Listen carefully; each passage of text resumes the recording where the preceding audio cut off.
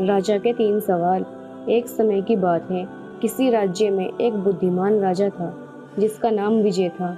वो अपने राज्य के लोगों का बहुत ख्याल रखता था और हमेशा ये जानने की कोशिश करता था कि वो अपने राज्य को और भी बेहतर कैसे बना सकता है।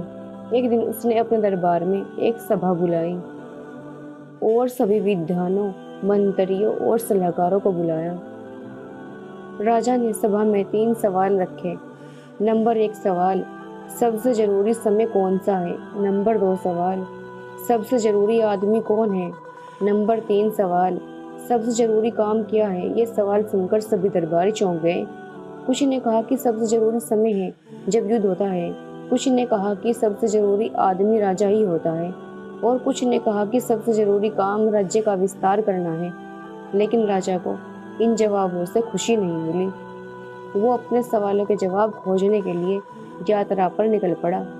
चलते चलते वो एक ऋषि के आश्रम में पहुंचा, जो अपनी बुद्धि और साधना के लिए प्रसिद्ध था। राजा ने अपने सवाल ऋषि को बताए।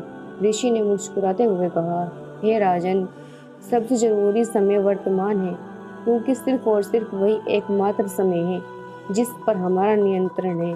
सबसे जरूरी आदमी वो है जो आपके सामने है, क्योंकि उसी के साथ आप इस समय कुछ अच्छा या बुरा कर सकते हैं। और सबसे जरूरी काम है दूसरों की सेवा करना और उनकी मदद करना, क्योंकि वही आपका सच्चा कर्तव्य है।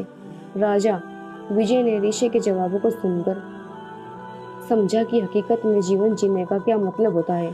वो अपने राज्य वापस लौट आया और उसने अपनी प्रजा के भले के लिए काम करना शुरू कर दिया।